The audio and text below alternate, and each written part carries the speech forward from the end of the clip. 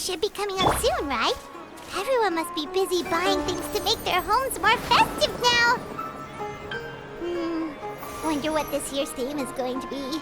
Oh, Paimon can't wait to find out! Let's head to Liyue Harbor and ask around!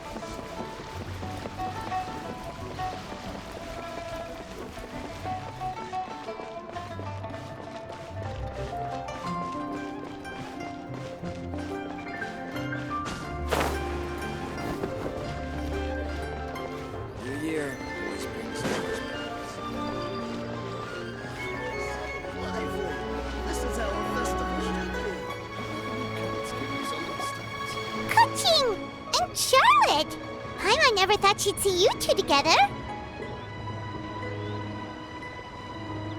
Nice to see you again, Traveler and Paimon. Oh, we're not interrupting anything, are we? Not at all.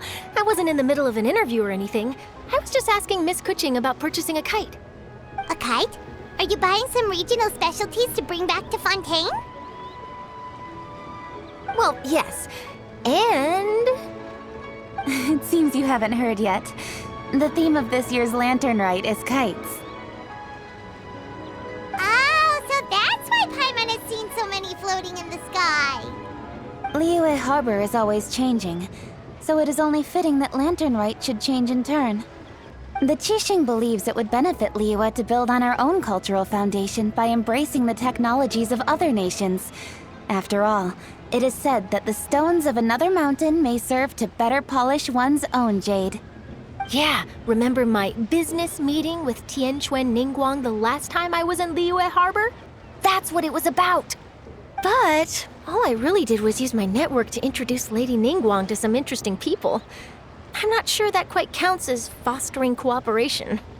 In the end, we decided to combine Liyue's traditional art of kite making with Fontaine's mechanical vertical lifting device. Mechanical lifting device? Sounds pretty impressive. But don't kites just use the wind to fly? Why would you need to add something mechanical? Well, you've actually just answered your own question, Paimon. How high and far a kite can fly depends as much on the weather conditions as on the skill of the person holding the string. But as soon as there's no wind, you can only flail about helplessly like a sweet flower medaka out of water. Experience doesn't matter at that point. Exactly. Liyue is now a nation ruled by humans after all. It's about time we had the power to make a kite fly, don't you think? Plus, the easier we can make it to enjoy, the more people will want to participate. Right? I also thought it was a novel idea. Plus, it shouldn't cost much to do. With Miss Charlotte's help, everything has gone smoothly. Our new mechanical kites are already available to purchase from a stall in the harbor. We're having trouble keeping up with demand. We also gave quite a bit of thought to the price. We didn't want it to be too much more expensive than a traditional kite. Cool! Turns out you two and Ningguang like playing with toys just as much as Paimon!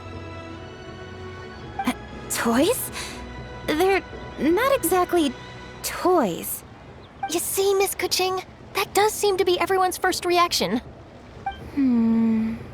Although kites are one of our most time-honored cultural relics, outside of their use in certain ceremonies, I suppose they're considered playthings more than anything now.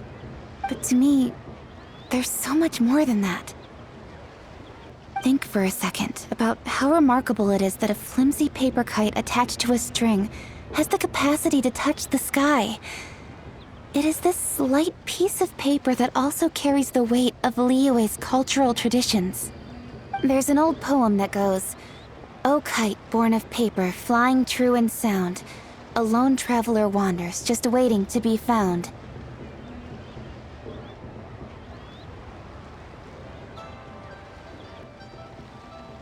In the past, poets from Liyue used kites to symbolize a feeling of longing, or evoke the peacefulness of idyllic rural scenery.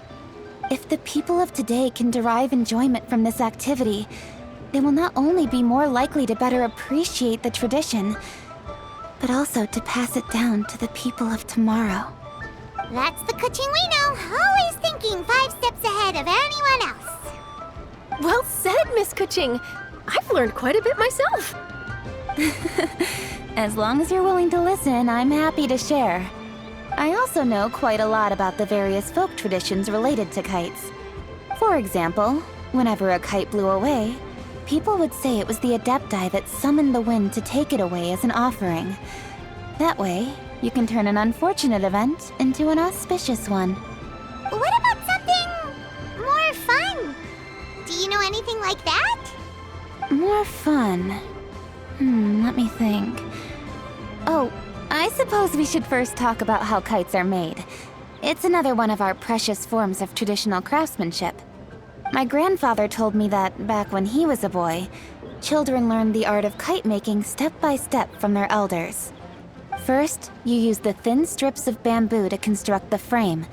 Then, you draw a design of your choice on a piece of paper, paste it onto the frame, and tie on the string.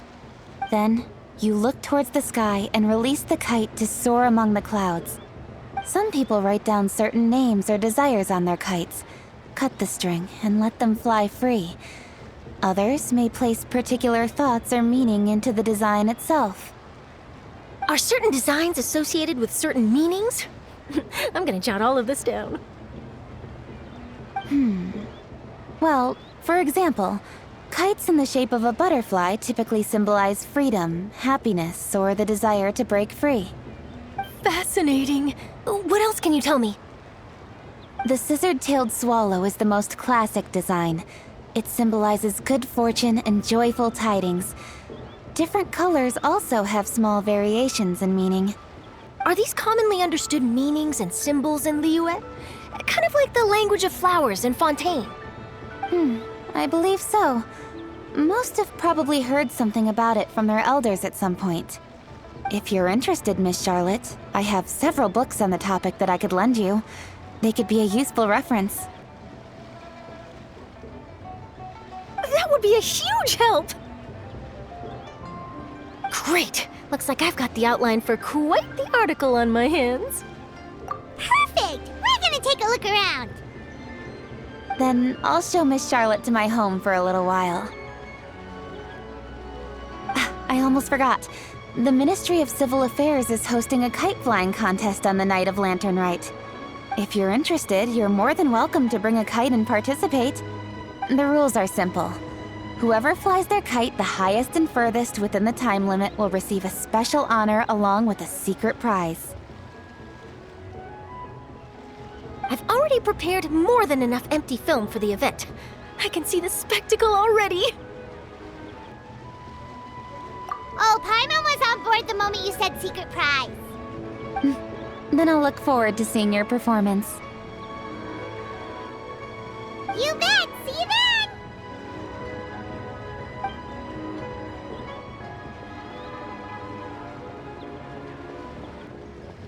Wait, Traveler? Take a peek to your right. Do you see those 2 people lurking over there? Is it just Paimon? Or were they staring at us the whole time we were talking to Kuching and Charlotte just now? They seem fishy. Huh. Well, yes, but something's up. Paimon just has a bad feeling. Do you think they could be treasure hoarders? They always seem to be stirring up trouble during Lantern Rite. Oh, Paimon's sick of waiting around for something bad to happen. We should strike first, you know. Foil their plans before they even begin. You go right, Paimon will go left.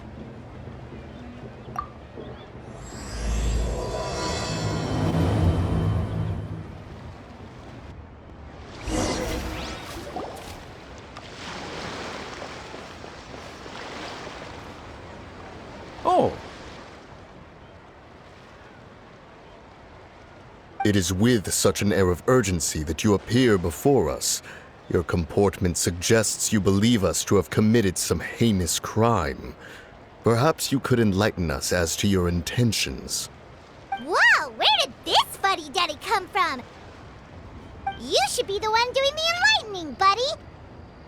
Don't think we didn't notice you eavesdropping. One look and we could tell you were up to no good. Tell us everything, starting with your name! One bears no secrets before two such as yourselves. You stand in the presence of the mighty and illuminated Adeptus, Mooncarver. For the purpose of this foray into the mortal realm, however, you may address one as Hojong. You kidding? That deer's got his head stuck so far up in the clouds, there's no way he'd humble himself down here with the rest of us. You may want to hold your tongue, Paimon. Ha! Don't think that Paimon is gonna believe you just because you know her name. Let Paimon guess. You're supposed to be Mountain Shaper, right? Indeed. Mooncarver and myself have descended upon the mortal realm for a visit. The two of you may call me Jiahu. Huh. Looks like you did your research. But in our experience, the harder you try to lead us on, the more likely it is that we've got a big fish on our hands. We'll go straight to the Millilith and have you arrested for impersonating a Adepti. Preposterous! Utterly preposterous! Right. Tell us something that only an Adeptus would know. And it better not be some common knowledge that any person on the street could tell you. You may recall that in order to preserve the tranquility of one's mountain, one planted karst crawlers around Mount Hulao. In fact, the seeds are one of Streetward Rambler's cultivars. Among all the Adepti, her horticultural skill is preeminent. The plant neither wilts nor withers, and its practical use is undeniable. Yet it does require quite the upkeep. After a while, one tires of the effort. Thus, one had no choice but to foray into town to inquire from Streetward Rambler a gentler and more easily managed variety. On your way, you were accosted by a group of youths, and without revealing your true form, were unable to extricate yourself of their presence. If one's memory serves, Streetward Rambler had to personally come to your rescue. How did you come into possession of such knowledge? The young lass, Yao Yao, keeps no secrets from Cloud Retainer. Alas, one can only let bygones be bygones.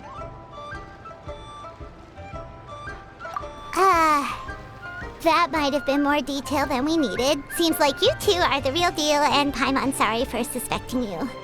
But, for beings as forgiving as yourselves, this is just water under the bridge, right? You indeed have an agile mind.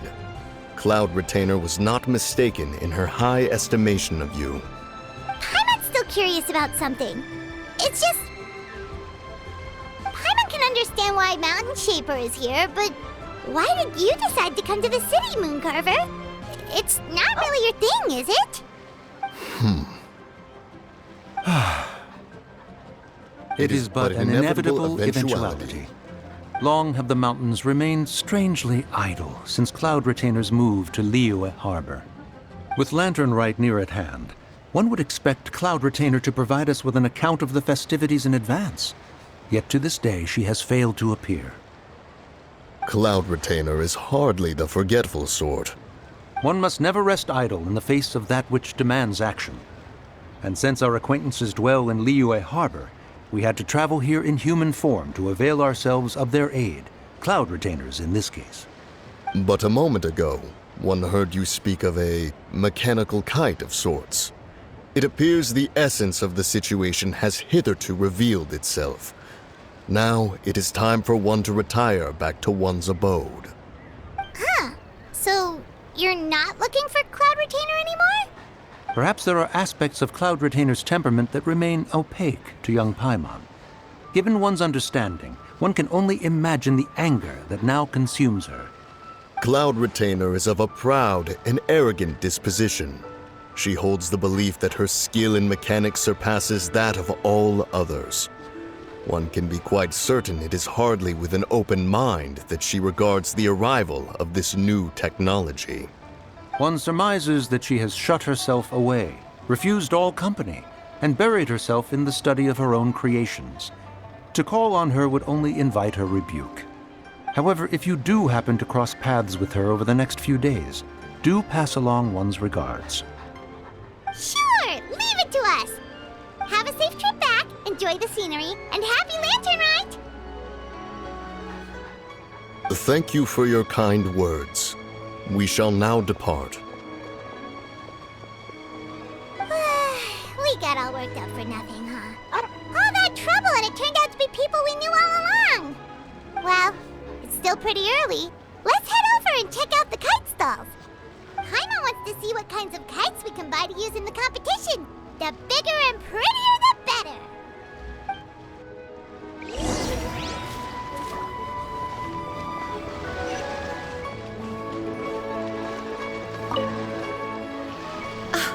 Welcome! Are the two of you looking to buy a kite? Would you like me to go over the different designs? Ooh, a scissor kill swallow! And a butterfly! And oh! This jade chamber design is our newest. It's been selling like crazy over the past 2 days. Does it also have a unique meaning?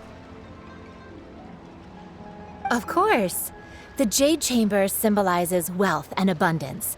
The kite bearing its design is said to bring riches in the future to those who fly it. Oh, now that's Paimon's kind of kite!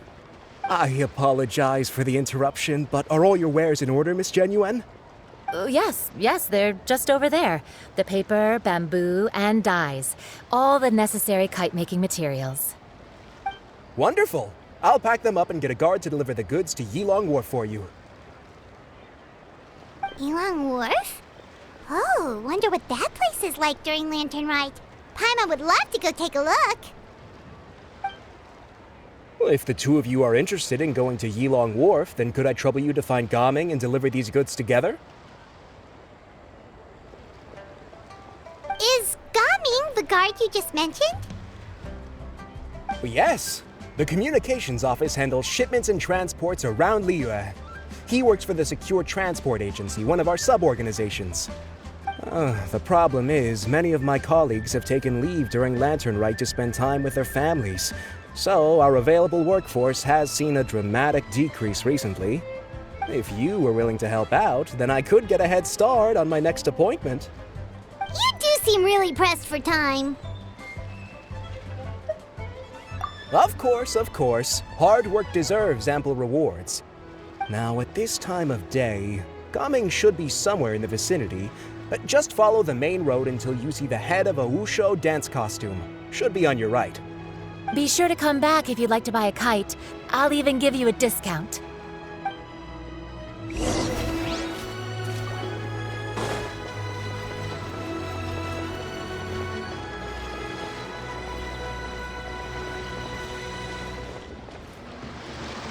Wait, I thought we had an agreement. Loser buys dim sum tomorrow? Look at you. Scowl like that for much longer and your face might stay that way. Hey now, don't be upset. How about this? You extend the invitation, and I'll pay. No way, Gaming. You're always the one picking up the tab. I'm not trying to be a sore loser. I just didn't expect you to come from behind to win like that. That was nothing. All in a day's work, friend. Perfect, Gaming is here. Sorry to interrupt, Gaming. We just spoke to a guy from the communications office who needs you to deliver some goods to Yilong Wharf.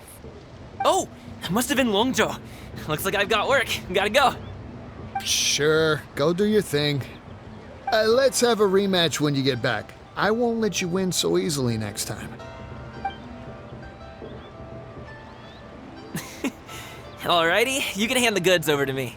Must have been heavy hauling them all this way. Let me take them off your hands. It wasn't that bad. It's just some kite-making materials. Plus, we didn't have to walk very far. Kite-making materials. I see. I'm glad it wasn't too much trouble, Paimon. Still, I owe you one. Ah, and you must be the traveler. It's nice to meet you. Thanks for your help. Huh? You know us? There probably aren't many in Liyue who don't. I've heard quite a bit about you two. You're quite well known around these parts. Oh, and please excuse Longzhou if he forgot to thank you. Take my thanks in his place. He's a good guy. He's just been super busy lately, running around from place to place. Don't be too hard on him, yeah? So, you here for Lantern Rite? Yep. It's always so lively this time of year. We were actually hoping we could tag along to Elong Wharf and have a look around. Perfect! We'll go together then. I'm good with directions, so just follow me. Trust me, I know my way around. We can exchange stories, tell jokes, or just chat along the way. Oh, and there are a couple of good places to eat along our route. We can stop and grab a bite when it's time. The ingredients are fresh, the portions are generous, and the prices won't break the bank. You can order anything, and I promise, you won't be disappointed. Order anything? Hey, did you really have to call Paimon out like that in front of our new friend? Don't worry, I understand. I joke around like that with my friends, too. It just shows how close you are. Do you need to pack anything up before we hit the road? I can wait. Nope, our things are always packed and ready. We're pretty much travel experts at this point. Oh, that's right. Then let's get going. If we run into any trouble, you can count on me to protect you. I am a guard, after all.